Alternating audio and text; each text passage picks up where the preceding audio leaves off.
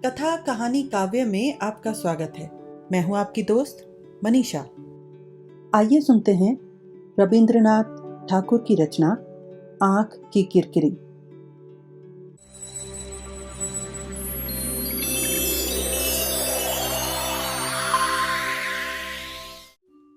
दूसरे दिन महेंद्र बड़े तड़के ही बिहारी के घर पहुंचा।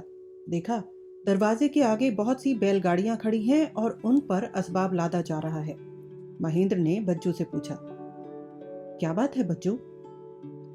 बाबू साहब ने बाली उत्तरपाड़ा में गंगा किनारे एक बगीचा लिया है, वहीं सब सामान जा रहा है। बाबू घर में है क्या? वे सिर्फ 2-3 दिन कलकत्ते रहकर कल बाली के बगीचे चले गए हैं। सुनकर महेंद्र का मन आशंका से भर गया।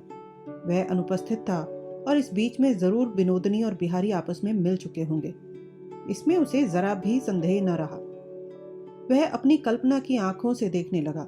विनोदनी के मकान के सामने भी इस समय बैलगाड़ियों पर सामान लादा जा रहा होगा। और फिर अपने मन में कहने लगा, इसीलिए मुझ बेवकूफ को विनोदनी ने अपने पास से दूर हटा रखा था। एक क्षण की भी देर न करके महेंद्र अपनी गाड़ी में बैठ गया और कोचवान से बोला, चलो।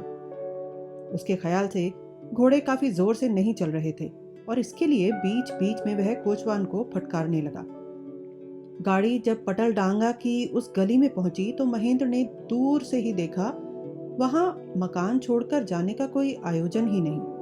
उसे भय हुआ शायद उसके आने से पहले ही विनोदनी अपना काम पूरा कर चुकी है।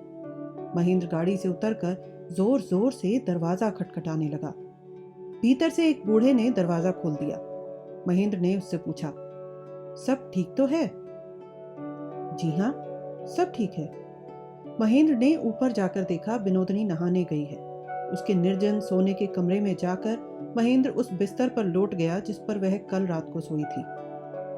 और फिर उसने दोनों बाहुओं से उस कोमल बिछौने को समेटकर अपनी छाती के नीचे दबा लिया और उसे सूंघकर उस पर मुंह फेर कर करने लगा, निष्ठुर निष्ठुर। इस तरह वह अपने हृदयोच्छ्वास को उन्मुक्त करके बिछौने से उठकर अत्यंत अधीर होकर विनोदनी की प्रतीक्षा करने लगा। फिर कमरे में इधर से उधर टहलते टहलते उसने देखा कि फर्श के गद्दे पर एक अखबार खुला हुआ पड़ा है। वक्त काटने के लिए उसने कुछ अन्यमनस्क भाव से उसे उठा लिया और शुरू में ही जहां उसकी नजर पड़ी वहां बिहारी का नाम देखकर वह चौंक पड़ा। क्षण भर में उसका संपूर्ण मन अखबार के उसी स्थान पर केंद्रित होकर झुक पड़ा। कोई एक पत्र प्रेरक लिख रहा है, कम वेतन पाने वाले क्लर्कों के इलाज और तीमारदारी के लिए बाली उत्तरपाड़ा में गंगा के किनारे बिहारी बाबू ने एक बगीचा लिया है। वहां एक साथ 5 रोगियों के रहने की व्यवस्था की गई है। महेंद्र सोचने लगा, विनोदनी इस समाचार को पढ़ चुकी है। पढ़कर उसका कैसा भाव हुआ होगा? अवश्य ही उसका मन भागने को फड़फड़ा रहा होगा। सिर्फ इसलिए महेंद्र विचलित हुआ हो सो बात नहीं। वह सोचने लगा, बिहारी के इस संकल्प से विनोदनी का मन उसके प्रति जरूर पहले से ज्यादा आकर्षित हुआ होगा और भक्ति भी बढ़ गई होगी। बिहारी को उसने मन ही मन हम्बक कहा और उसके काम को पाखंड बताकर मन ही मन कहने लगा, लोगों के आगे अपने को परोपकारी सिद्ध करने का व्यसन बिहारी के बचपन से ही है, कोई नई बात नहीं। और फिर महेंद्र ने बिहारी की अपेक्षा अपने को निष्कपट और अकृत्रिम समझकर अपने आप वाहवाही लेने की कोशिश करते हुए कहा, उदारता और आत्मत्याग का ढोंग करके मैं मूढ़ों को धोखा देने की कोशिश नहीं करता, मुझे इससे घृणा है। किंतु हाय, इस परम निश्चेष्ट अकृत्रिमता के महात्म्य को लोग अर्थात एक विशेष व्यक्ति नहीं समझेंगे। महेंद्र को ऐसा लगने लगा कि बिहारी ने उस पर यह भी एक चाल चली है। विनोदनी के आने की आहट सुनते ही महेंद्र ने जल्दी से अखबार मोड़कर अपने नीचे रख लिया। सद्य स्नाता विनोदनी के कमरे में घुसते ही महेंद्र उसके चेहरे की ओर देखकर विस्मित हो उठा। उसका यह कैसे अपूर्व सौंदर्य परिवर्तन हुआ है। वह मानो इधर कई दिनों से अग्नि तपस्या कर रही हो।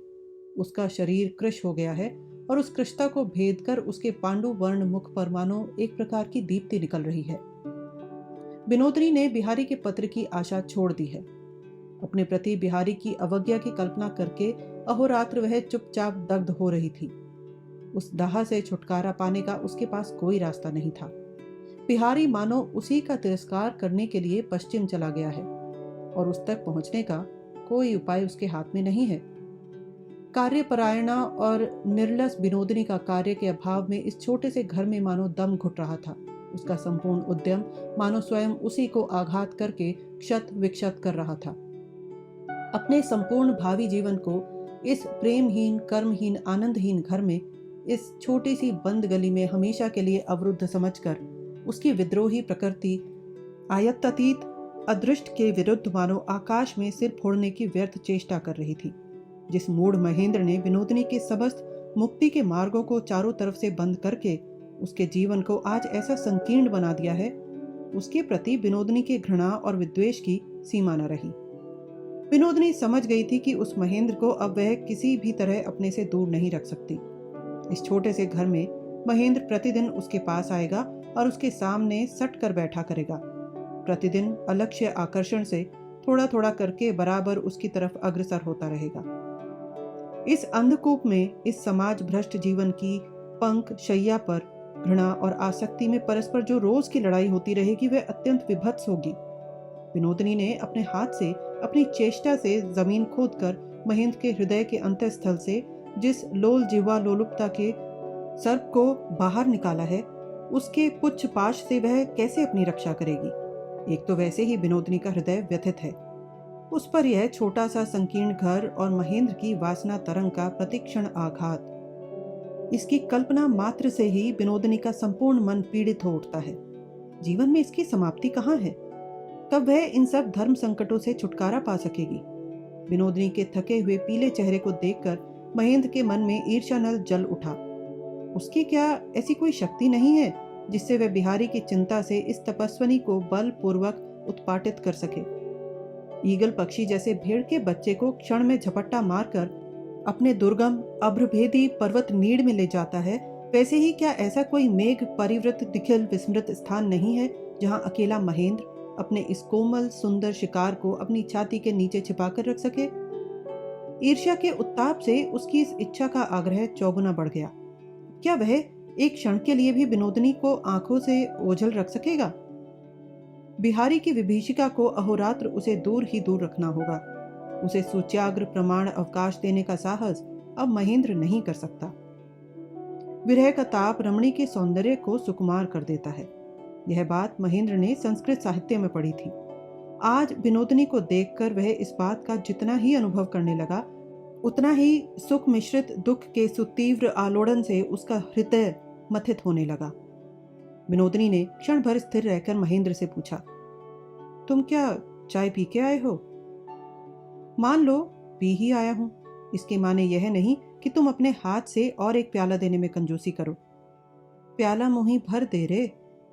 विनोदिनी ने शायद जानबूझकर ही अत्यंत निष्ठुर भाव से महेंद्र के इस उच्छ्वास पर सहजा चोट की। बोली, बिहारी लाला जी आजकल कहाँ हैं, मालूम है? सुनते ही क्षण मात्र में महेंद्र का रंग उतर गया। वो तो अभी कलकत्ते से बाहर है कहीं। उनका पता क्या है? वो तो किसी को बताना ही नहीं चाहता। किसी तरह पता नहीं लगाया जा सकता। मुझे तो इसकी कोई खास ज़रूरत नहीं मालूम होती। ज़रूरत ही क्या, दुनिया में सब कुछ है। बचपन की मित्रता क्या कुछ भी नहीं? बिहारी मेरे बचपन का मित्र ज़रूर है, किंतु तुम्हारे साथ उसकी मित्रता 2 दिन की है। फिर भी तकाजा तुम्हारा ही बहुत ज़्यादा मालूम होता है। इसी से तुम्हें लज्जित होना चाहिए। मित्रता कैसे की जाती है सो तुम ऐसे मित्र से भी ना सीख सके। इसके लिए मैं इतना दुखित नहीं हूं। दुख तो मुझे इस बात का है कि धोखा देकर स्त्रियों का कैसे मन हरण किया जाता है। यह विद्या मैं उससे ना सीख सका। सीख लेता तो आज वह मेरे काम आती। वह विद्या सिर्फ इच्छा रहने से नहीं आती, उसके लिए शक्ति चाहिए। ऐसे गुरुदेव का ठिकाना अगर तुम्हें मालूम हो तो बता दो। इस उम्र में एक बार उनके पास जाकर दीक्षा ले आऊं, उसके बाद शक्ति की परीक्षा हो जाएगी। अपने मित्र का पता अगर ना लगा सको तो प्रेम की बातें तुम मेरे आगे न किया करो। बिहारी लाला जी के साथ तुमने जैसा बर्ताव किया है उसे देखकर कौन तुम पर विश्वास कर सकता है। मुझ पर अगर पूरा विश्वास ना करती होती तो मेरा तुम इतना अपमान नहीं कर सकती थी। मेरे प्रेम के विषय में अगर तुम इतनी निसंशय नहीं होती तो मुझे शायद इतना असह्य दुख ना उठाना पड़ता। बिहारी किसी के वश में ना आने की विद्या जानता है। वह विद्या अगर वह इस अभागे को सिखा देता तो उसकी मित्रता का यह सबसे बड़ा काम होता। बिहारी जो मनुष्य ठहरा, इसी से वह किसी के वश में नहीं आता। इतना कहकर विनोदनी अपने खुले हुए बालों को पीठ पर फैलाकर खिड़की के पास जैसे खड़ी थी वैसे ही खड़ी रही। महेंद्र सहसा उठ के खड़ा हो गया और जोर से दोनों मुट्ठियां बांधकर रोष गर्जित स्वर में बोल उठा, क्यों तुम बार बार इस तरह मेरा अपमान करने का साहस करती हो? इतने अपमान का तुम्हें कोई प्रतिफल नहीं मिलता, सो क्या तुम्हारी शक्ति से या मेरे गुण से? अगर तुमने पशु ही समझ रखा हो तो खूंखार पशु ही समझना। मैं आघात करना बिल्कुल जानता ही नहीं, इतना बड़ा कायर मुझे मत समझ लेना। इतना कहकर और क्षण भर स्तब्ध रहकर वह विनोदनी के मुंह की तरफ देखता रहा। उसके बाद कहने लगा, विनोद, अब यहां से और कहीं चलो। हम लोग बाहर चलें तो अच्छा। पश्चिम की तरफ पहाड़ पर जहां तुम्हारी इच्छा हो चलो, यहां जीने की जगह नहीं। मैं मरा जा रहा हूं। चलो, अभी चलो। पश्चिम की तरफ घूमा जाए।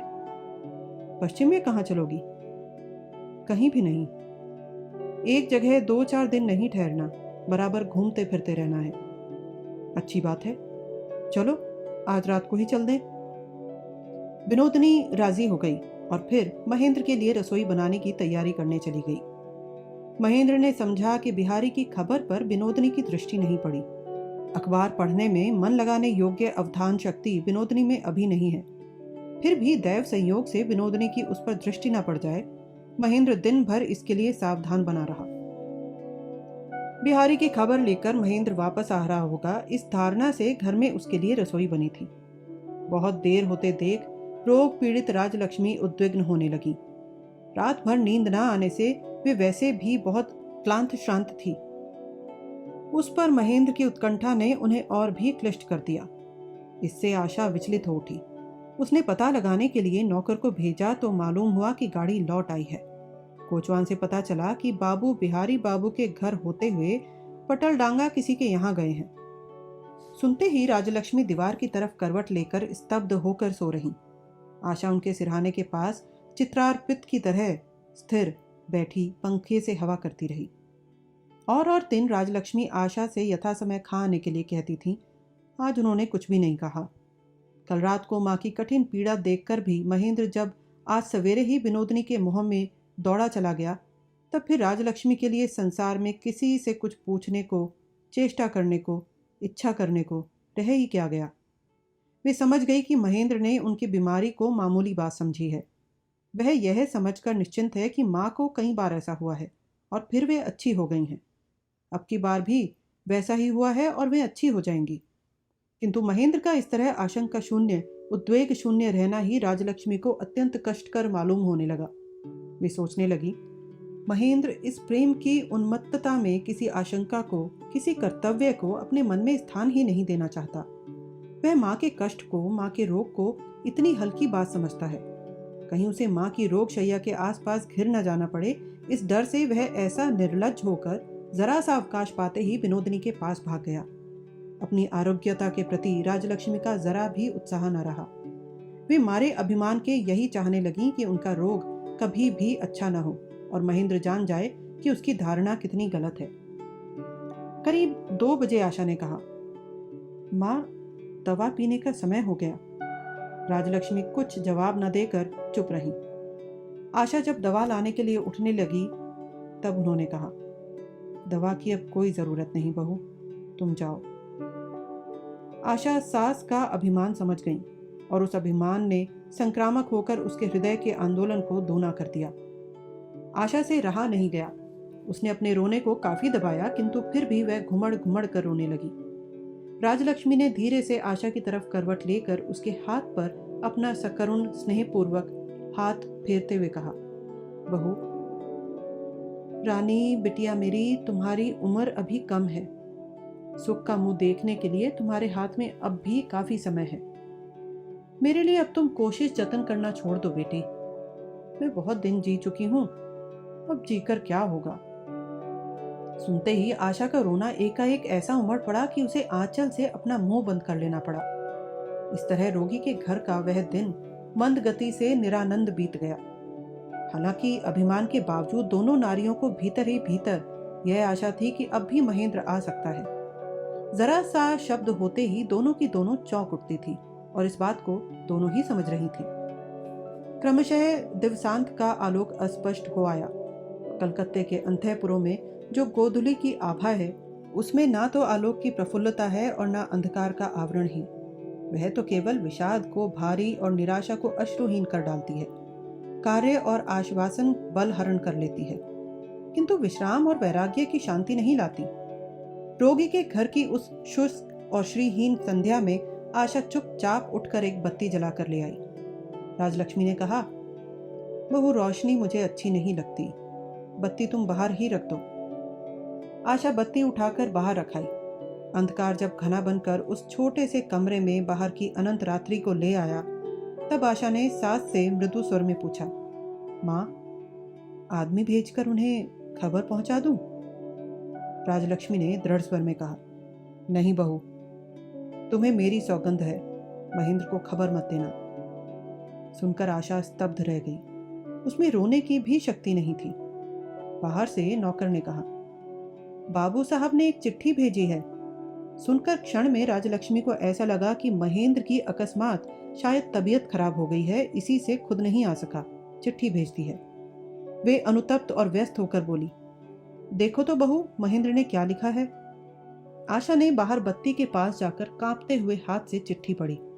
महेंद्र ने लिखा है, कुछ दिन से यहाँ उसे अच्छा नहीं लग रहा है, इसलिए वह पश्चिम की तरफ घूमने जा रहा है।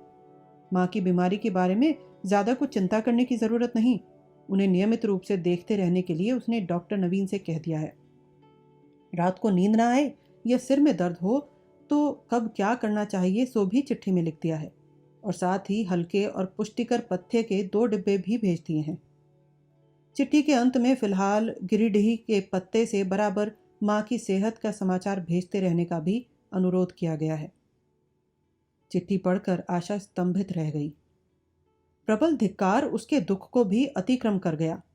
यह निष्ठुर संवाद वह माँ को कैसे सुनाए। आशा के इस विलंब से राजलक्ष्मी और भी ज्यादा उद्विग्न हो उठी। वे बोली, बहू, महेंद्र ने क्या लिखा है, जल्दी बताओ मुझे। कहते कहते वे आग्रह के मारे बिस्तर पर उठ के बैठ गईं। आशा ने तब भीतर आकर धीरे धीरे पूरी चिट्ठी पढ़कर सुना दी। राजलक्ष्मी ने कहा, अपनी तबीयत के बारे में उसने क्या लिखा है, जरा उस जगह फिर से पढ़कर सुनाना। आशा फिर से पढ़कर सुनाने लगी। कुछ दिन से मुझे यहाँ अच्छा नहीं लग रहा है, इसलिए मैं। राजलक्ष्मी कहने लगी, रहने दो रहने दो, आगे पढ़ने की जरूरत नहीं। यहाँ अच्छा लगेगा कैसे? बूढ़ी माँ मरती भी तो नहीं, बीमार पड़ी पड़ी सिर्फ उसे जलाया ही करती है। क्यों तुमने उसे बीमारी की खबर दी? घर में था, एक कोने में बैठा पढ़ता लिखता था, अच्छा था, किसी से कुछ लेन देन नहीं था। बीच में माँ की बीमारी की बात छेड़कर उसका घर छुड़ाने से तुम्हें क्या सुख मिल गया? मैं यहाँ मरी पड़ी रहूं तो उससे किसी का क्या नुकसान है? इतने दुख में भी तुम्हारे दिमाग में जरा बुद्धि नहीं आई बहू। इतना कहकर वे खाट पर पड़ रही। इतने में बाहर जूतों की आवाज सुनाई दी। नौकर ने आकर खबर दी, डॉक्टर साहब आए हैं, और साथ ही साथ डॉक्टर ने खांसते हुए कमरे में प्रवेश किया। आशा झटपट घूंघट काढ़कर खाट के पीछे की तरफ खड़ी हो गई। डॉक्टर ने राजलक्ष्मी से पूछा, आपको क्या तकलीफ है, बताइए तो। राजलक्ष्मी क्रोध के स्वर में बोल उठी, तकलीफ क्या होगी? किसी को मरने भी न दोगे? तुम्हारी दवा लेने से ही क्या मैं अमर हो जाऊंगी? डॉक्टर ने सांत्वना के स्वर में कहा, अमर तो कोई भी किसी को नहीं कर सकता, पर कष्ट दूर करने की कोशिश तो। कष्ट दूर करने का सबसे अच्छा इलाज था, तब विधवाएं चिता में जल मरती थी, अब तो सिर्फ बांध के मारना रह गया है। जाओ डॉक्टर बाबू, तुम जाओ, मुझे अब और ज्यादा परेशान ना करो, मैं जरा अकेला रहना चाहती हूँ। डॉक्टर ने डरते हुए कहा, एक बार आपकी नाड़ी। राजलक्ष्मी अत्यंत विरक्ति के स्वर में कह उठी, मैं कहती हूँ तुम जाओ, मेरी नाड़ी बहुत अच्छी है, यह नाड़ी जल्दी छूटने की नहीं। डॉक्टर लाचार होकर बाहर चला गया और फिर आशा को बुला भेजा। आशा से उसने सारा हाल जान लिया और फिर कमरे में आकर राजलक्ष्मी से बोला, देखिए महेंद्र बाबू, मुझ पर विशेष रूप से भार दे गए हैं। मुझे अगर आप इलाज नहीं करने देंगी तो उन्हें बड़ा कष्ट होगा। महेंद्र को कष्ट होगा? राजलक्ष्मी को यह बात महज उपहास सी प्रतीत हुई। महेंद्र के लिए तुम चिंता मत करो, कष्ट तो संसार में सभी को भोगना पड़ता है। इतने से कष्ट से महेंद्र को बहुत ज्यादा सदमा नहीं पहुंचेगा। तुम अब जाओ डॉक्टर, मुझे जरा सोने दो। डॉक्टर समझ गया कि रोगी को इस समय ज्यादा परेशान करना ठीक नहीं। वह धीरे धीरे बाहर निकल गया और आशा को बुलवाकर रोगी के लिए उसे क्या क्या करना चाहिए सब समझाकर घर चला गया। आशा के भीतर जाते ही राजलक्ष्मी ने उससे कहा, जाओ बेटी, तुम अपने कमरे में जाकर थोड़ा आराम कर लो। दिन भर से रोगी के पास बैठी हो, जाके तुम हरिया की माँ को भेज दो, वह बगल के कमरे में बैठी रहेगी। आशा राजलक्ष्मी को जानती थी, यह उनका स्नेह का अनुरोध नहीं, आदेश है। पालन करने के सिवा दूसरा कोई रास्ता ही नहीं। हरिया की माँ को भेजकर वह अपने अंधेरे कमरे में जाकर शीतल भूमि शैया पर पड़ी रही। दिन भर के उपवास और कष्ट से उसका शरीर मन श्रांत और अवसन्न हो गया था। मोहल्ले के घर में उस दिन रह रहकर ब्याह के बाजे बज रहे थे। इस समय फिर शहनाई ने रागिनी छेड़ दी। उस रागिनी के आघात से रात्रि का संपूर्ण अंधकार मानो स्पंदित होकर बार बार आशा को आघात पर आघात करने लगा। उसकी विवाह रात्रि की प्रत्येक छोटी से छोटी घटना ने सजीव होकर रात्रि के आकाश को स्वप्नच्छवि से भर दिया। उस दिन की रोशनी, कोलाहल और भीड़ भंबड़ ने, उस दिन के माला चंदन नवीन वस्त्र और होम धूप की सुगंध ने, उस दिन की नववधु के शंकित लज्जित आनंदित हृदय के निगूढ़ कंपन ने, उस दिन की सारी स्मृति ने जितना उसे चारों तरफ से घेर कर पकड़ना चाहा, उतनी ही उसके हृदय की व्यथा प्राण पाकर उस पर शक्ति प्रयोग करने लगी। दारुण दुर्भिक्ष में भूखा बालक जैसे कुछ खाने को देने के लिए माँ को बार बार दोनों हाथों से पीटता रहता है, उसी तरह जागृत सुख की स्मृति अपने भूखे पेट के लिए आशा की छाती पर बार बार रो रो कर कराघात करने लगी। अवसन्न आशा को फिर उसने पड़ा नहीं रहने दिया। वह उठ के बैठ गई और दोनों हाथ जोड़कर देवता के आगे प्रार्थना करने लगी तो इस संसार में उसकी एकमात्र प्रत्यक्ष देवी मौसी की पवित्र स्निग्ध मूर्ति उसके अश्रु वाष्पाच्छन्न हृदय में आविर्भूत हो उठी। अब तक आशा यही प्रण किए बैठी थी कि अब वह अपने घर गृहस्थी के दुख संकट में उस तपस्विनी को कभी नहीं बुलाएगी, किंतु उसे अपनी मौसी के सिवा संसार में और कहीं भी कोई उपाय नहीं सुझाई दिया। आज उसके चारों तरफ जमे हुए निविड़ दुख में जरा भी कहीं कोई रंध्र मात्र नहीं था। इसलिए आज वह कमरे में बत्ती जलाकर अपनी पालथी पर कॉपी कागज रखकर बार बार आंसू पोंछती हुई मौसी को चिट्ठी लिखने बैठ गई। उसने लिखा, श्री चरण कमलेशु, मौसी, आज तुम्हारे सिवा मेरा और कोई नहीं है। एक बार आकर इस दुखिया को अपनी गोद में उठा लो, नहीं तो मैं कैसे जीऊंगी। ज्यादा और क्या लिखूं, मैं नहीं जानती। तुम्हारे चरणों में मेरा सैकड़ों हजारों प्रणाम पहुंचे। तुम्हारी स्नेह की चुन्नी। अन्नपूर्णा काशी से कलकत्ते आ गईं और धीरे धीरे राजलक्ष्मी के कमरे में प्रवेश करके उन्होंने राजलक्ष्मी को प्रणाम करके चरणों की रज माथे से लगाई। बीच का विरोध विच्छेद भूलकर राजलक्ष्मी उनसे ऐसे मिली जैसे खोया हुआ धन उन्हें फिर से मिल गया हो। भीतर ही भीतर अपने अगोचर में वे अन्नपूर्णा को चाह रही थी। अन्नपूर्णा से मिलते ही इस बात को समझ गई। बहुत दिन बाद आज राजलक्ष्मी ने इस बात का अनुभव किया कि इतने दिनों से उनके अंदर जो अवसाद और क्षोभ इकट्ठा हो रहा था, उसका कारण केवल अन्नपूर्णा का अभाव ही था। क्षण भर में उनका व्यथित हृदय अपनी पहली जगह पर आ गया। महेंद्र के जन्म से भी पहले इन दोनों देवरानी जिठानी ने जब वधू के रूप में इस परिवार के समस्त सुख दुख को एक होकर वर्ण किया था, पूजा के उत्सव में, दुख और शोक में दोनों जब एक साथ इस गृहस्थी के रथ में यात्रा कर रही थी, तब के उस घनिष्ठ सखित्व ने राजलक्ष्मी के हृदय को आज क्षण मात्र में आच्छन्न कर दिया। जिनके साथ सुदूर अतीत काल में एक साथ जीवन यात्रा आरंभ की थी, नाना व्याघातों के बाद वह बाल्य सहचरी ही आज परम दुख के दिनों में उनकी पार्श्ववर्तनी हुई। उन दिनों के समस्त सुख दुख और प्रिय घटनाओं की कोई स्मृति रह गई है तो वह अन्नपूर्णा ही है। जिसके लिए राजलक्ष्मी ने अन्नपूर्णा को चोट पहुंचाई थी, वह आज कहाँ है? अन्नपूर्णा ने रुग्ण जिठानी के पास बैठकर उनका दाहिना हाथ अपने हाथ में लेते हुए कहा, जीजी। मझली बहू, इसके आगे राजलक्ष्मी कुछ भी न कह सकी। उनकी दोनों आंखों से आंसू बहने लगे। यह दृश्य देखकर आशा से रहा नहीं गया। वह बगल के कमरे में जाकर रोने लगी। अन्नपूर्णा को राजलक्ष्मी या आशा से महेंद्र के संबंध में कुछ पूछने का साहस नहीं हुआ। अंत में साधु चरण को बुलाकर उन्होंने पूछा, मामा, महेंद्र की क्या खबर है? साधु चरण ने महेंद्र और विनोदनी का सारा किस्सा कह सुनाया। अन्नपूर्णा ने पूछा, बिहारी की क्या खबर है? बहुत दिनों से वे यहाँ आए नहीं। उनके विषय में तो मुझे विशेष कुछ मालूम नहीं। एक बार बिहारी के घर जाकर पता तो लगाओ। साधु चरण ने जाकर पता लगाया और वापस आकर कहा, वे घर में नहीं हैं। बाली उत्तर पाड़ा में गंगा किनारे एक बगीचा लिया है, वहां गए हैं। अन्नपूर्णा ने फिर नवीन डॉक्टर को बुलवाकर उनसे रोगी की सब हालत पूछी। डॉक्टर ने कहा, हृदय की कमजोरी के साथ जलंधर भी हो गया है। अचानक कब क्या हो जाए कुछ कहा नहीं जा सकता। संध्या के बाद राजलक्ष्मी की तकलीफ जब बहुत बढ़ने लगी तब अन्नपूर्णा ने उनसे कहा, जीजी, एक बार डॉक्टर को बुला लिया जाए तो अच्छा रहे।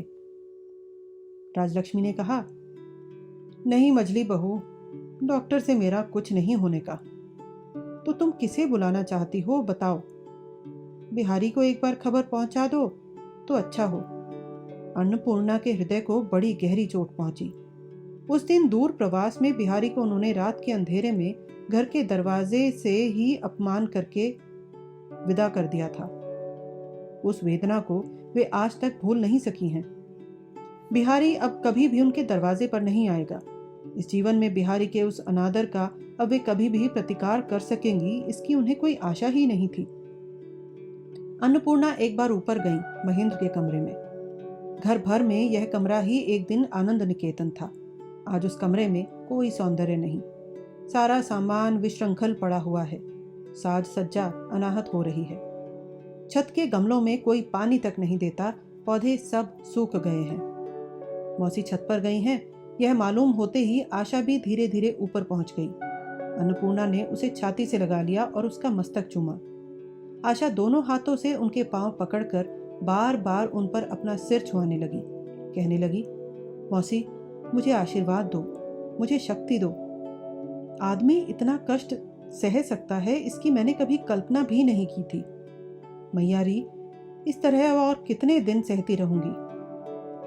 अन्नपूर्णा वहीं जमीन पर बैठ गई। आशा उनके पैरों के पास सिर रखकर लौट गई। अन्नपूर्णा ने उसका सिर अपनी गोद में उठा लिया और मुंह से कोई बात न कहकर वे निस्तब्ध भाव से हाथ जोड़कर भगवान का स्मरण करने लगी। अन्नपूर्णा के स्नेह चिन्हित निशब्द आशीर्वाद ने आशा के गंभीर हृदय में प्रवेश करके बहुत दिन बाद उसमें शांति ला दी। उसे ऐसा मालूम हुआ मानो उसका अभीष्ट अब सिद्ध होने वाला ही है। देवता उस जैसी मूढ़ की अवहेलना कर सकते हैं, किंतु मौसी की प्रार्थना को नहीं ठुकरा सकते। इस तरह आशा अपने हृदय में आश्वास और बल पाकर बहुत देर बाद एक दीर्घ निश्वास छोड़कर उठ के बैठ गई और बोली, मौसी, बिहारी लाला जी को एक चिट्ठी लिखकर बुला लो तो अच्छा हो। नहीं, चिट्ठी लिखने से काम नहीं चलेगा। तो फिर उन्हें खबर कैसे दोगी? कल मैं खुद बिहारी से मिलने जाऊंगी।